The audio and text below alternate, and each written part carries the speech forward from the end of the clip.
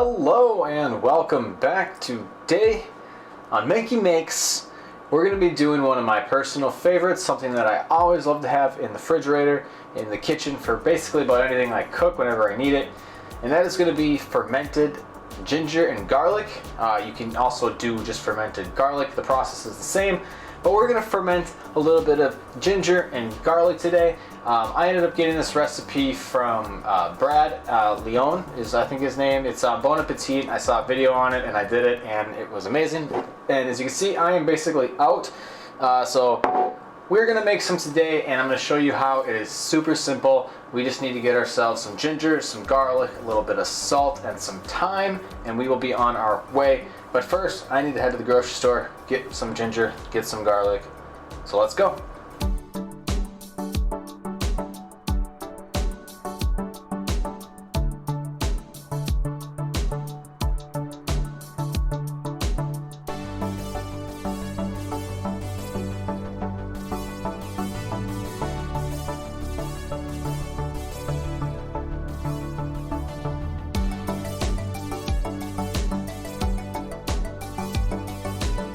Alright, got our ginger, got our garlic, got our ginger, got our garlic, and we got our salt. So I got about a pound of each at the store. So the recipe calls for basically 1 part equal parts of ginger to garlic. That's how I'm do it. So if you do a pound of each. If you do a half pound, do a half pound of each. And then it's 2% salt. So whatever you weigh out for your so once we break this all down, we'll get a final weight on how much we're doing of each.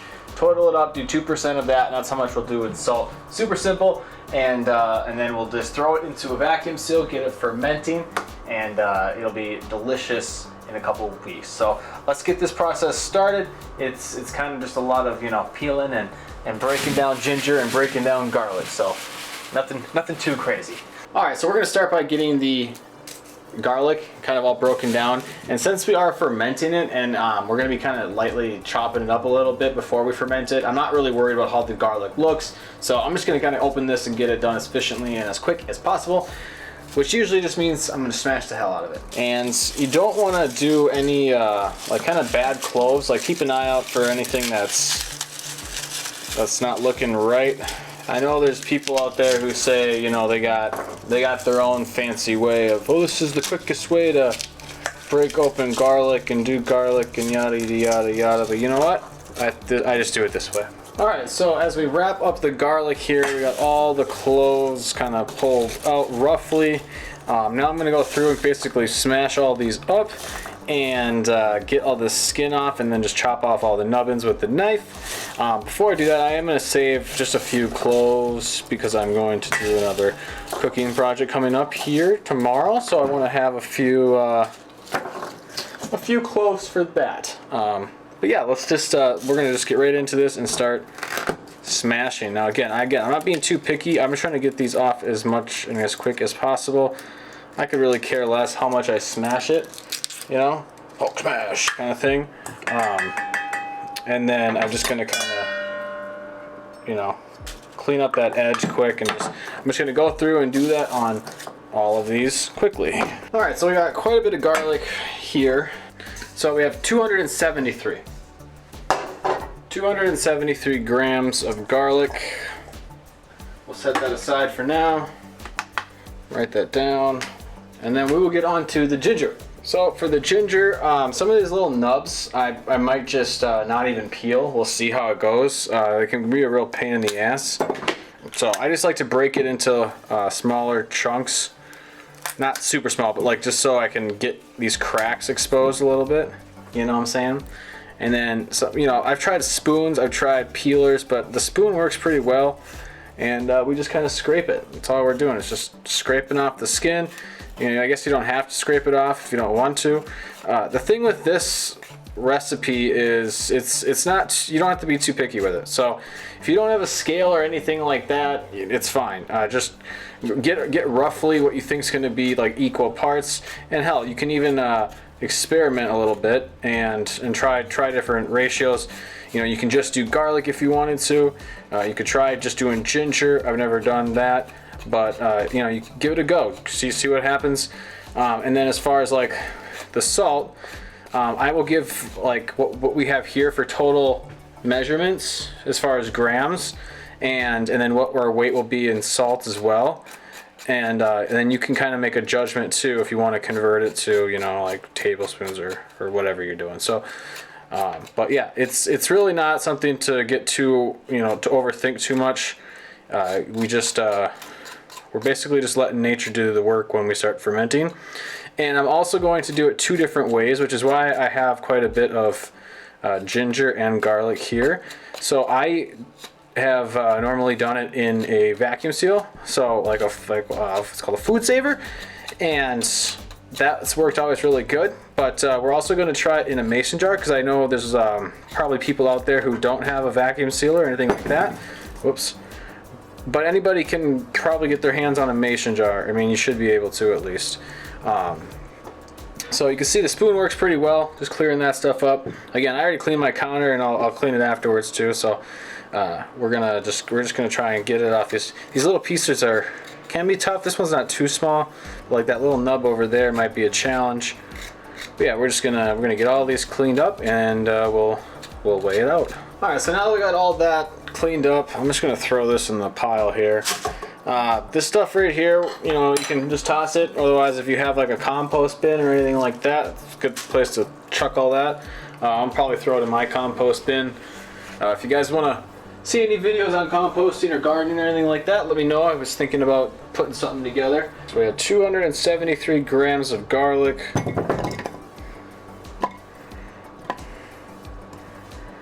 And we have 270 grams of ginger. So pretty much spot on. That's pretty damn good if you ask me. I'll just weigh out our salt quick. So we have a total of, let's see, 543 grams, I believe. So 543, that's 5.43. That would be 10.86 grams. So it's 2%. So we need 10.86 grams. I'm just gonna do 11 grams, just because whatever. It doesn't, again, we're not getting too picky here. So I'll just weigh out 11 grams. All right, there we go, 11 grams. It's close enough, so nothing too crazy. We had 273 grams of garlic and 270 grams of ginger. Doesn't really matter, just do about roughly equal parts is all you really have to know. If you're just, you know, you don't have to measure any of it out if you don't want to. And next, all I'm going to do is we're gonna chop the ginger and chop the garlic up into just a little bit smaller bits. We're not gonna get too crazy with it. You feel free to try out, you know, chopping it, you know, really fine if you want, just leaving it whole. If you're gonna leave it whole, maybe, you know, let it ferment a little bit longer. We're gonna start with, when we ferment it, we're gonna start at a week. I'll check it after a few days, but we're gonna let it go at least a week. I'm gonna try and go a little longer. Last time I believe I went about a week or 10 days. I'm gonna try and push it a little bit, see if we can pull out a little more funky flavor and that fermented goodness. So let's get the cutting board out, and we're just gonna chop some of this off roughly and get it ready to go. All right, so we're just gonna start with the ginger. And if anybody knows of some good wooden cutting boards, like a decent price, nothing too over the top, you know, good quality, like a nice thick wood cutting board, let me know in the Discord below or in the comments below. Either way, I'm trying to get a new cutting board. So I'm just gonna slice this stuff up roughly like that. I mean, it's nothing too crazy. You know, again, you can feel free to experiment. I'm just gonna break it up a little bit and leave some more room for fermentation. Make things go a little bit quicker. So just something like that, right? You know, nothing too crazy, but this is just gonna help the fermentation process speed up a little bit and get all that goodness that we like. We can leave a little bit bigger chunks. And see what I also, at the end, when after the fermentation is done, we'll blend it all up into like a paste, which makes it really good to just, you know, you want to chuck it in a stew, you want to chuck it in, you know, if you're doing like a wok dish or anything, you know, I basically put it in anything that calls for garlic. It saves you the time of chopping up garlic and doing all sorts of other stuff with the garlic. You just take a dollop out of your fridge, out of the fermented ginger garlic paste, and throw it in whatever you're cooking with, and it makes things delicious. I'll show you guys once we're all done too in another video. Another great purpose for this is you can make garlic bread. So you just mix some of the paste with some melted garlic, or sorry, some melted butter, and boom, you have your own garlic butter. It is some of the best garlic butter I've ever had, if not the best. And it's super easy to do. Get yourself a nice good chunk of bread from the bakery, and you're on your way. So this is delicious stuff. So that's kind of how I'm going to do the ginger. The garlic, I've been thinking about it. What I like to do is I basically just like to chop each piece that's big in half. Some of the ones that are already like cut in half, like this one here, it's not too big of a deal. We can just leave it. But this basically just opens it up to the fermentation process a little bit quicker. You could smash it if you want to. That's fine. You know, if you just want to smash it up, go ahead. Again, feel free to try whatever you want to try. This isn't something you got to be too picky with. So we're just going to go through, chop up a bunch of this garlic. So we have a nice mix of ginger and garlic here, right? Nice mix of ginger and garlic. Yummy, yummy, yummy, yummy. Look at that. Beautiful, beautiful. I have a nice mason jar here. Put a bunch of ginger in here. We'll do 100 grams of each. How does that sound? We're gonna have 100 grams of ginger and 100 grams of garlic in this jar for a total of just over 200 grams. 203 grams is what it came out to. It's fine, no big dealio. So you can see it in that. Oh, we almost made a big mistake though. Let's put this all back in. We already weighed it out, so that's fine. This is gonna be our jar for our jar here. We need to put some salt in it, okay? So we're gonna put the proportionate amount of salt in this. Actually, what I really should have done is just salted it all to begin with. But yeah, we're just gonna throw our salt in here, and then we'll throw it in the jar. All right. So since I am splitting up the batches, and I want to keep the 2% ratio roughly the same between each batch. Again, if you're doing one batch, this is super easy. Just put all the salt in there, put all your ginger and your garlic in there. But it's roughly about 4 grams of salt for this batch, and then the rest will go into the other batch. So I'm just gonna weigh it out. If you're not doing multiple batches, it's not really a big deal. So roughly 4 grams of salt in that, and we're just gonna kind of toss it around. It may seem kind of weird, but it's gonna be delicious. And then we're just going to put this back into our jar. Perfect. Now, you know, there we go. We're just gonna seal it up, the lid on tight, and we are all set with that guy. And so now we're gonna try our second method. This is the way I like to do it, in a vacuum seal bag. Just makes things a little bit easier. So I got my vacuum seal right here. I'm just gonna get a bag ready to go for it. And one thing whenever I'm doing these bags, I like to do 2 seals. Just in case one of the seals is bad, you know, for whatever reason. We gotta put our salt on these. So the rest of our salt here. But this stuff, like I can't explain how much I love having this in my fridge once it's all done, and how useful it is, how easy this really is to do. I'm doing quite a large batch right now, just for the sake of the video and for doing a couple different methods. And the beautiful thing about this is it lasts a super long time. Because it's fermented, it preserves itself really well. And especially if you have it in a jar in the fridge, you pretty much don't have to worry about it going bad. Like, you're gonna use it well before it goes bad. I mean, I've had my jar for months and it was still fine. You do whatever you want to do with it, but all right, so we got that down there. However, I like to kind of spread it out a bit, just so we have some like nice surface area on it.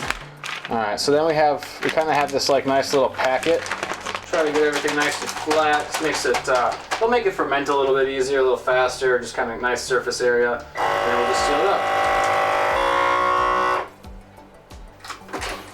Like I said, I always like to do 1 extra seal. Boom, and then so we have our packet here. It's a little bright, but ginger, garlic, right in there. And so what I didn't do And actually, you know what? We'll do it with this one here real quick since it's easy to get to, and I forgot to do it. But we'll add a little honey to it. So this is another thing you can do. You can add a little honey. I was going to add a bay leaf to it as well, but I'll be honest, I forgot to grab a bay leaf when I went to the store. So real quick, we'll spice this guy up one more time. We'll add a little honey to it, and we'll see how that turns out. Maybe it'll make it taste a little better. I don't remember if I added honey to the last one I did, but this is actually a local honey.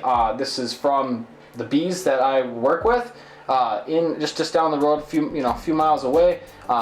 So this comes from the bees that I know. I know these bees, right? So I know how good this honey is and where it comes from. It actually comes from the hunting property that I hunt on. So I'm just gonna like drizzle roughly like, I don't know, like a tablespoon on there. Nothing too crazy. We don't need to like douse it in honey, but just a nice little drizzle, and then we'll toss it over again. And see how that adds to the fermentation. See if those extra sugars in the honey help add to the fermentation process. Yeah, I like that. I'm just spilling everywhere, so we're already losing. That's gonna be delicious. Again, honey is one of my other favorite things, and it's so good for you. Ginger is so good for you. Garlic is so good for you.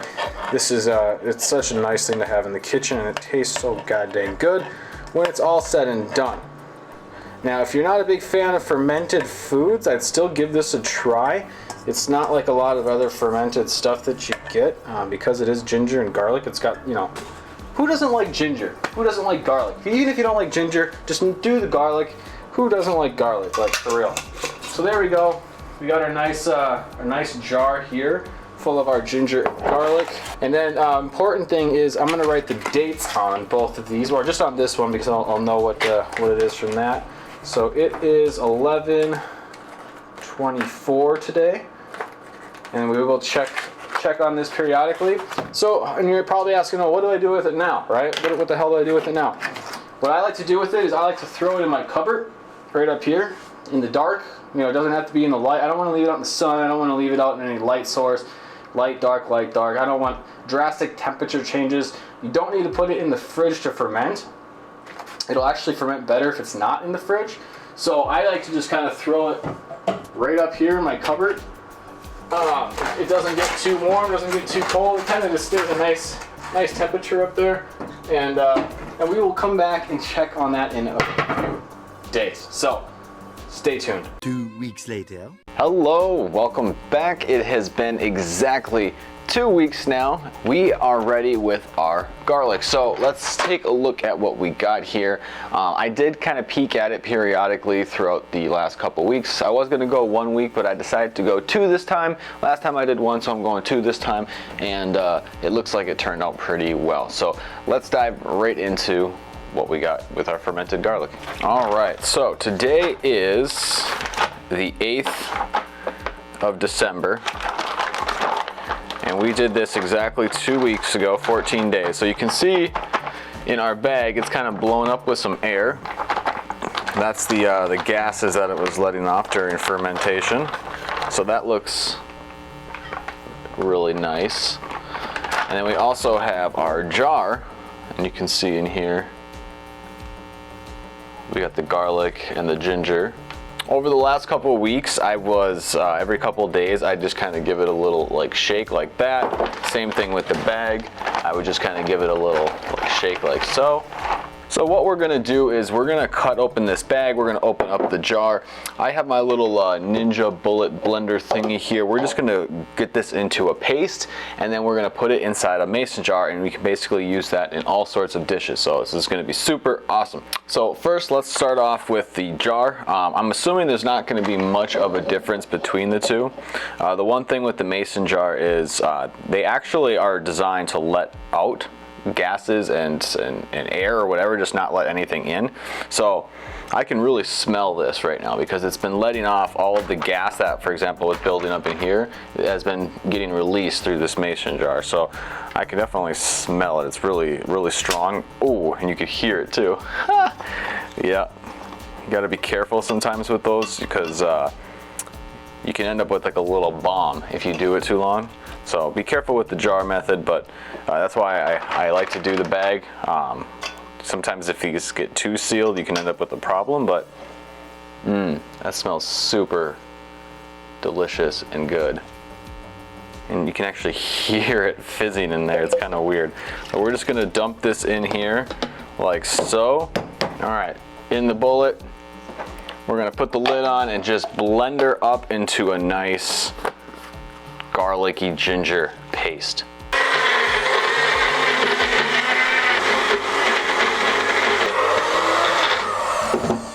All right. So it's got a definitely a different smell than you would normally get with just ginger and garlic. It's got a little bit of like depth and funk to it, but I love that. It's actually smells super good. Okay, so that's in the jar. We're just gonna pour it into our mason jar here, and it's really as easy as that. And then this will just last in the fridge for such a long time, and you can use it in pretty much anything you would want to put garlic in. You literally just take a dollop of that and slap it in anything. You can melt some butter and put a dollop of this in melted butter, whip it up, and then put that butter back in the fridge, and you can make your own garlic butter that way. It's one of my favorite things to do. In another Menke Makes episode, I will make some homemade garlic butter and some like garlic toast and stuff. All right, so we have our lovely ginger in our jar here. Ginger garlic, I should say, fermented. It's got such a strong smell. It's like, whoo, the whole kitchen is really smelling. All right, so we got it in the jar here. I'm probably going to put the stuff from the bag in the same jar when it's all said and done. I really don't think there's going to be too much of a difference, but like I said, this stuff is super good. I just got it splattered on my face. And you can use it in about anything. So let's get right into what's in the bag here and see if there is any difference. You can see it's quite blown up. Again, this was vacuum sealed before we put it up in the cupboard. But there's quite a bit of air in there now, or CO2 I should say. So let's get right into this one. All right, we got our bag here. So as you can see, we did it on the 24th. It's kind of hard to read. But we're just gonna pop this bad boy open. Ooh, let all those gases out.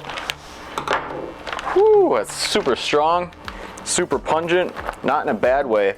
It's just a lot of garlicky smell in there. So, yeah.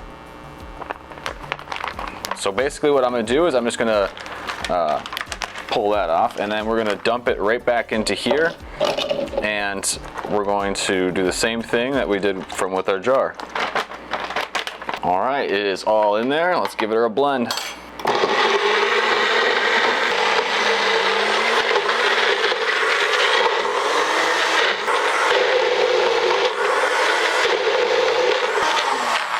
Yeah, we got a nice paste in here. Look at that. There's a lot more in the bag than there was in the jar. So, whew, super strong. Again, if anybody does this at home and you're like, holy moly, it's super overwhelming, the smell, it's super garlicky. It's not like a bad smell. It might have a little bit of a funk to it, but that's what it's supposed to smell like.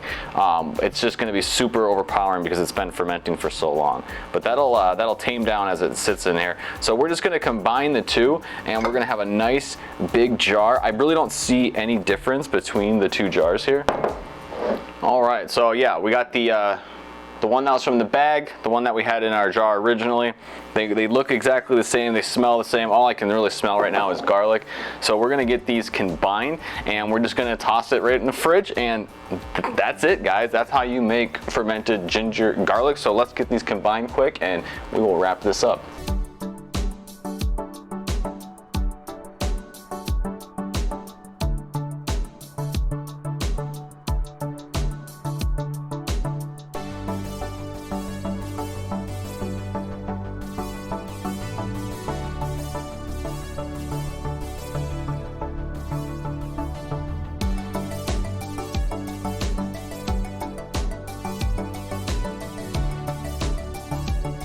All right, so just like that, we have our fermented ginger and garlic paste that you can use in pretty much anything that you want to add a little bit of garlic to. It's a lot easier than chopping up a bunch of garlic like this all the time. Now you guys can have yourself a nice jar of paste that we just tossed in the fridge, and I haven't had it go bad yet. I'll be honest, this is more than I've ever made before. This is a lot. Like, this is a lot. So I'm probably gonna maybe see if I can give some away to some friends or some neighbors or family. It's definitely one of my favorite things to have in the fridge in the kitchen. I use it in so much, basically everything I cook with. I'll use a little bit of this. And if you're wondering what you can do, you know, since you blended it up in something like this, what you can do is you can take a little bit of butter, take a stick of butter, warm it up, get it melted down, not too hot, but put it in here, put the butter in here, and then just turn it on the blend again for a few seconds with this in there, and you'll make yourself some garlic butter right there. That way it's an easy cleanup and you're not wasting anything in your little Ninja or whatever you're using. So that's probably what I will do. If you guys liked this video, please smash that like button, smash that subscribe button, turn on that bell notification so you can stay tuned in on when I post my videos. Again, I'm doing a weekly Menke Makes where I cook or do something in the kitchen kind of randomly. I'm not an expert, but I like to have fun, and you guys seemed like you're enjoying this little series. So if you have any recommendations on stuff I should cook, let me know in the comments below. But I hope you guys are having a fantastic day. Peace, love, and I'll see you later. Bye. I suppose I should do a little taste test, huh? Pungent, but it mellows out a lot when you ferment it. It's got a really nice, unique flavor to it.